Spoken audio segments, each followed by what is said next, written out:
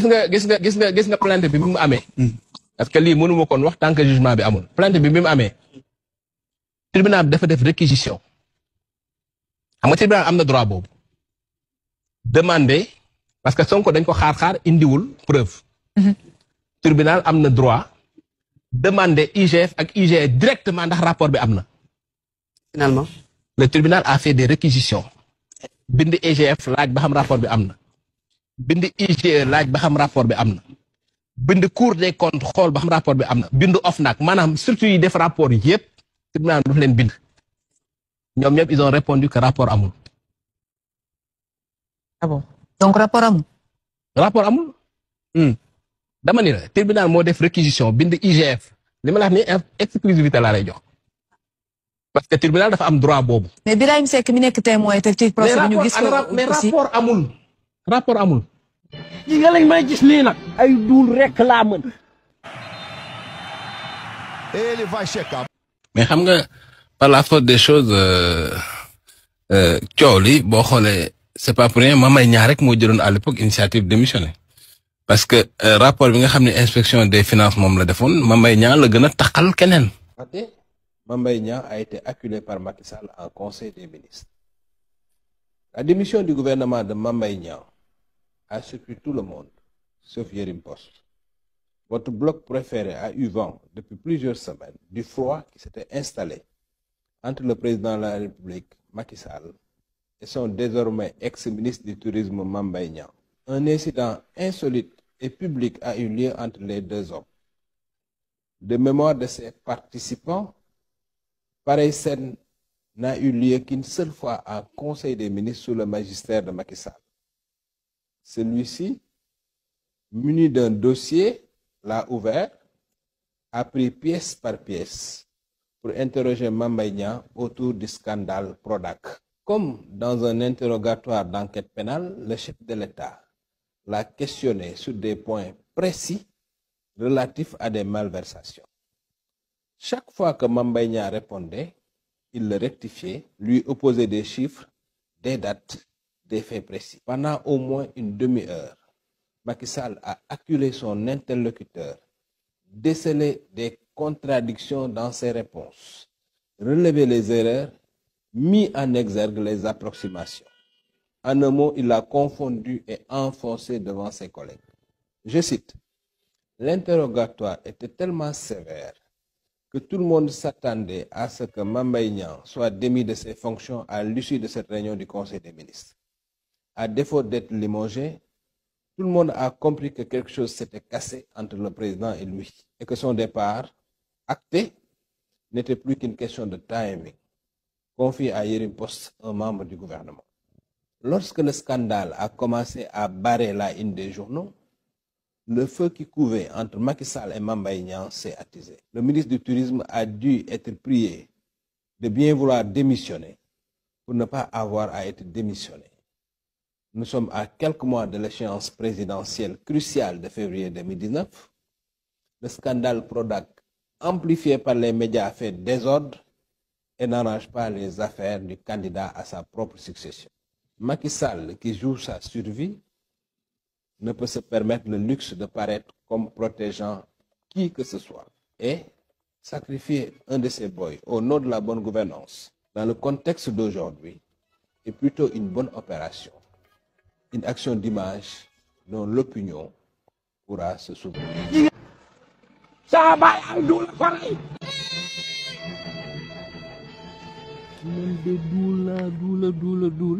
ba tase ka may jëw. yow daal da ngay sol say super saaw fenn daal fenn simi si fenn di wër rek di du rek. Way yaay.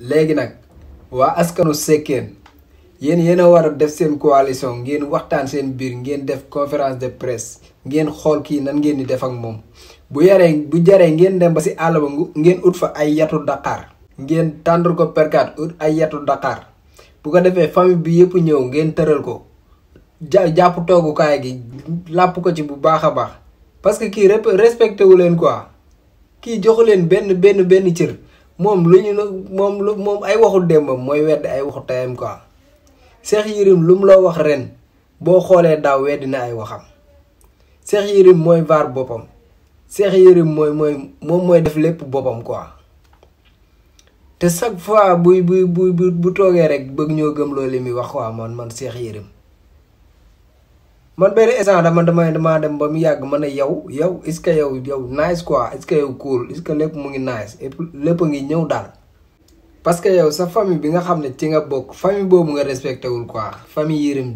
famille Seckeen bi nga respecté wul yow Cheikh Yérim chaque jour ak wax bu bees bi ngay wax yow waxoon nga fii nga ne bàyyi nga wax ba gedd parce que dem nga ba xam ne sénégalais yi mënatoo wax luñ dégg nga gedd bàyyi léegi nag jikki-jikki nga fëlaat fële ñëwaat te man fi nga ñëwee sax moo gën a bon fa nga nekkoon bu njëkk parce que léegi yow moom man daal xaw ma na laala ma yan moo laa war a utiliser mais léegi yow léegi da ngay meew rek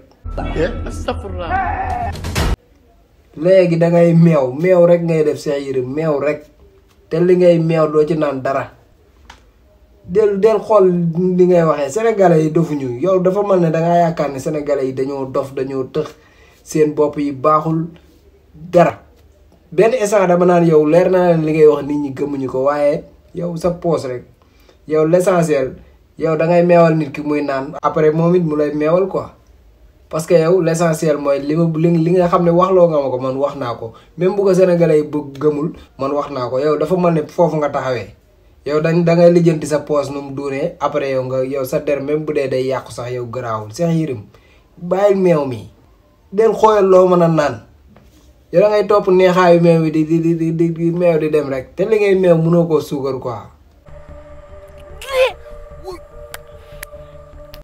mag nga man ba ma juddoo ba léegi maa ngi dégg sa tur bi mais musuma laa dégg ci lu baax Cheikh Yérim heure moo koy dégg ci ay nettali laa koy dégg day nettali rek ku mu wéetal wax ak yow dara bu génnee naan day def ay révélation naan toog naag benn waay mu wax ma li yow wax ak yow erreur la wóorul parce que maanduwoo comme laalo dala yow da nga am bi ngay nekk liir da nga am sa fekk paanu laalo bu tege nga naan ko yow wóoruma la de Cheikh Yérim yaraatal sa bopp nga yaraat sa bopp ci say wax ak say jëf na nga defoon nag ne gedd nga plateau yi bàyyi nga léegi da ngay noppi dangaa waroon continuer noppi rek fii nga wax Poutine du wuy téléphone Poutine du nangam lu nekk nga wax ko tey nga ñëwaat man daal Poutine dégg ma naan la Poutine sax yow maa ngi yéega sa grade nag Cheikh Yérim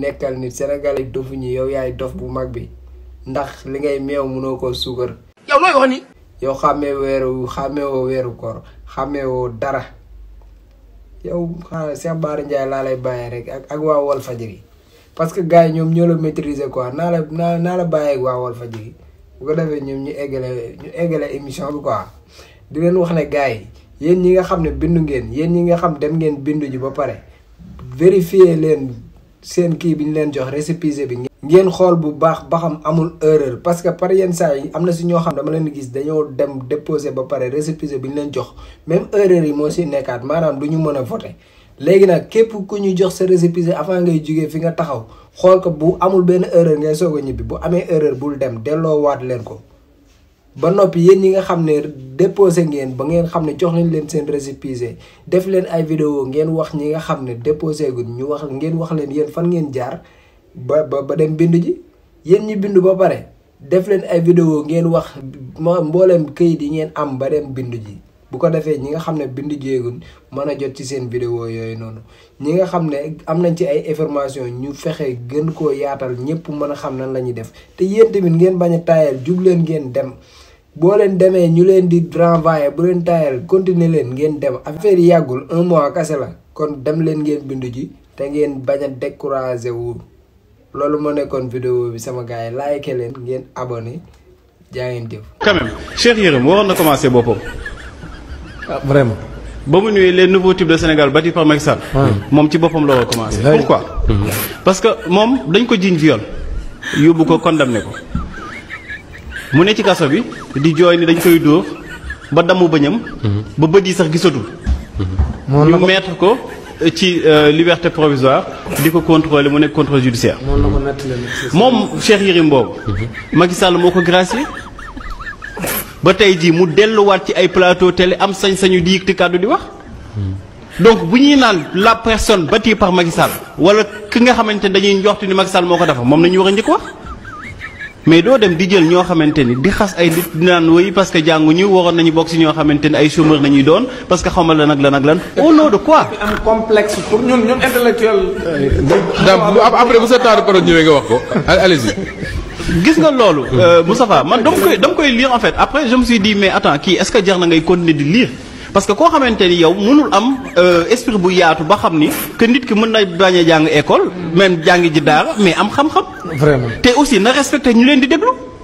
mais yow Sénégal ay mbaaba fi nekk wala ay xar Bara Ndiaye bii wax ay 5000 personnes di ko déglu nga ni 5000 personnes yóbbu ils ne sont pas intelligents ils ne sont pas capables d'avoir un esprit de discernement ba naan kii li muy wax nii baax na ak baaxul. ñi koy déglu sax dégluñu Moustapha Diop. waaye léegi ñooñu di ko déglu respecté woo leen ngeen leen kii ngeen di déglu de du dara benn débrouillard la benn sénégalais boo xamante ne waaw mooy loolu teg xel la ba génn si alors que yow yaay teg xel numéro 1 bu ñuy wax teg xel rek ci àdduna yow la war a doon ngay dugg ci vie privée jàmm li nga wax ci Macky Sall nii man xaw ma ko woon sax c'est-à-dire koo xamante ni yow mënoo sax am bàmmeelu biir yow boo demee seeti kilifa yu defal la teraanga yow looy xool kon moom bu fekkoon Macky Sall ci beneen position da koy nettali